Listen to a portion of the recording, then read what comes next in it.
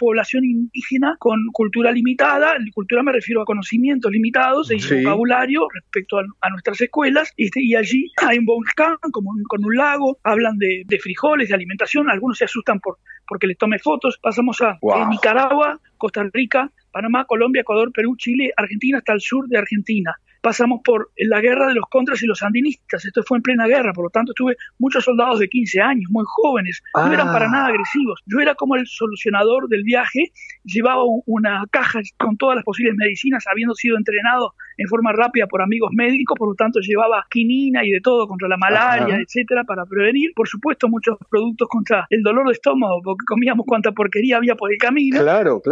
Solamente como está el tapón del Darién, desde Panamá hasta Colombia, cruzamos en barco los 4 Land Rovers, en realidad 3, porque uno cayó para abajo de una montaña, porque es todo hielo. Tú sabes que en invierno no sube, el sol no sale por varios meses, ¿no?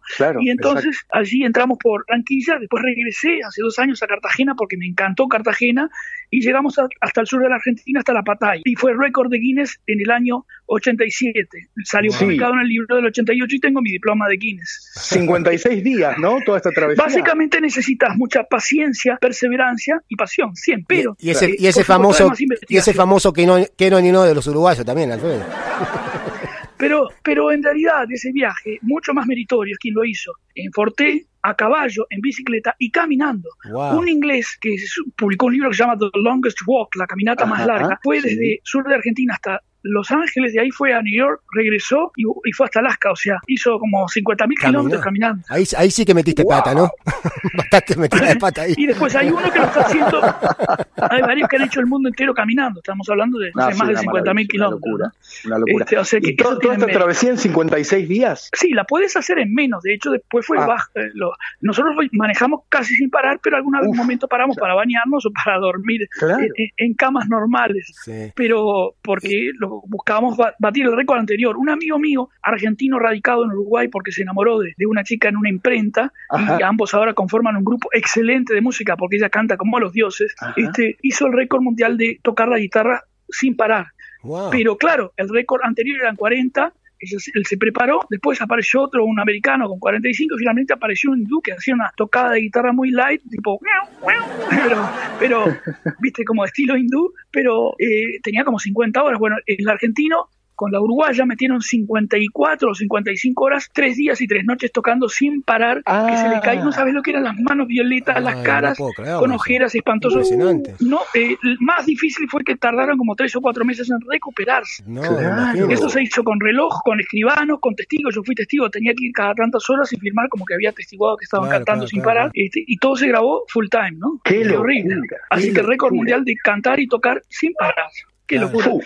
Y te pregunto, Alfredo, cuando estabas en todos tus viajes, viste que hay un tema con los uruguayos que siempre nos confunden como argentinos. ¿Te pasa eso también cuando vas al extranjero y te escuchan hablar en otros países de habla hispana? Alguna vez sí, en realidad Uruguay y Argentina fusionaron algunas costumbres. Por ejemplo, la televisión invadió mucho, en especial las capitales de Uruguay, la capital de Uruguay o las ciudades grandes, y acá se ha perdido mucho el tú. Acá no existía el voz, no existía el voceo.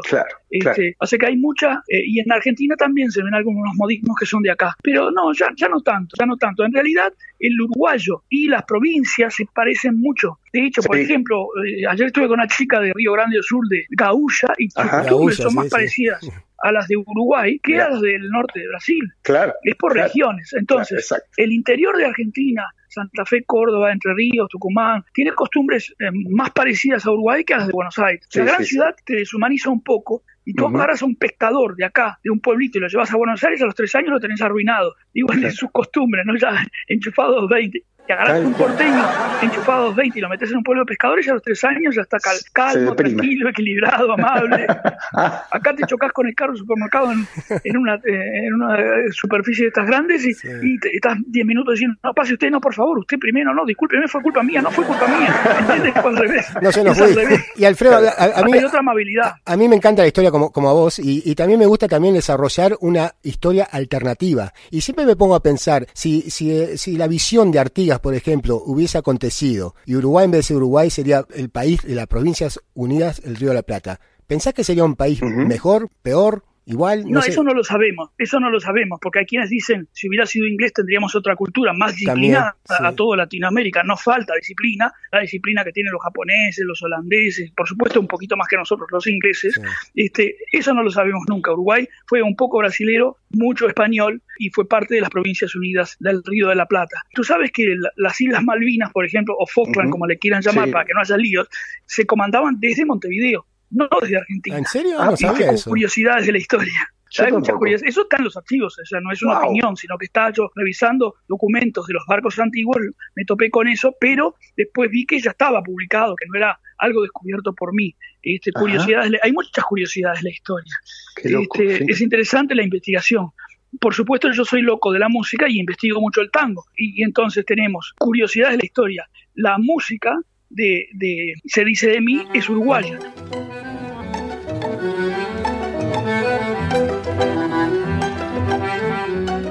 La música, no la letra. Las letras de la mayor parte de los tangos, como Balada para un loco, son uruguayos, de Horacio Ferrer, mi vecino de Buenos Aires. La comparsita, rey de los tangos a nivel universal, también de la Argentina, la hizo en 1917 Becho Matos Rodríguez, estudiante de arquitectura, y se la escribió su hermana acá en Montevideo, y después una orquesta argentina la puso de moda en Buenos Aires.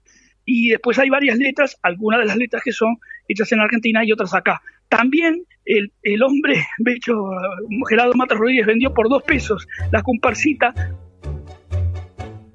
por culpa de caballos lentos y mujeres rápidas, decía él, porque todos timbeaban en Maroñas, en las carreras de caballo, y un abogado argentino, porque iban muchos los uruguayos argentinos a Europa, en París, le dijo, pero decime, ¿cuándo firmaste la venta? ¿Qué edad tenías? 17, yo te la recupero. Y un argentino abogado le recuperó y logró vender otra vez los derechos, pero esta vuelta mejor pagos, o conservó los derechos, no sé cómo siguió la historia. Así que iban los uruguayos y argentinos como playboys con mucha plata, porque había mucha plata en el Río de la Plata, a la Costa Azul, y hacían estragos con las francesitas.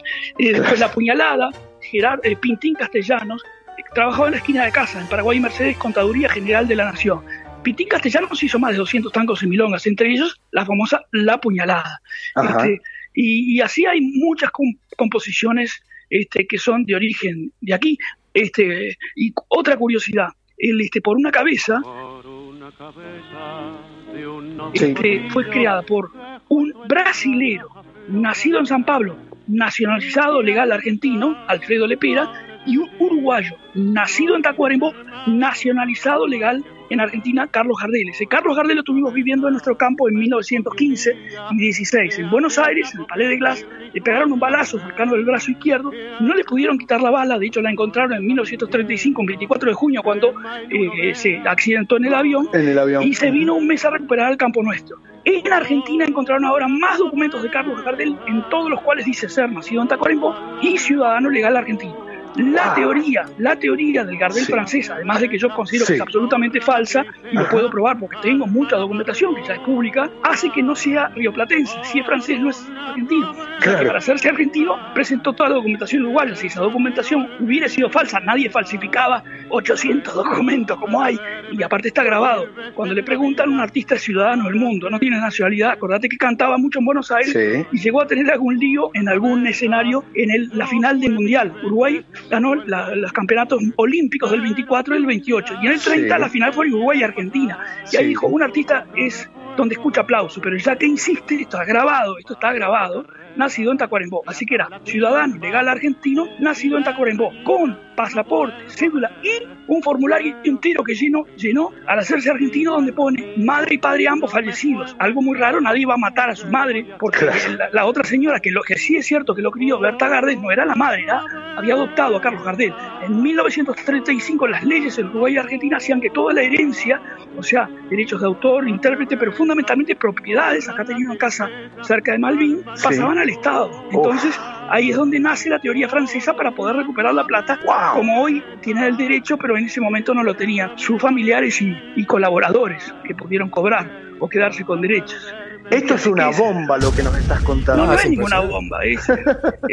Yo te mando información, está todo. No, pero es genial, porque viste que siempre está el conflicto, es uruguayos, argentinos. No, si es argentino, es uruguayo. Si es francés, no es ni argentino ni uruguayo. Claro. Hay solo 2 caminos. Claro. Al igual que Julio Sosa, que nació acá en San José y se fue a cantar, y el tachero, como le cantó tan bien, quedó tan enamorado el cantante que no le cobró. Julio Sosa le dedicó durante un par de años en los shows, mencionaba al taximetista por haberlo llevado gratis. Hay muchas historias conjuntas. Bueno, Carlos Gardel, que cantaba para mi abuelo como Enrico Caruso en el Teatro Solís, lo tuvimos un mes y medio de huésped con la bala dentro.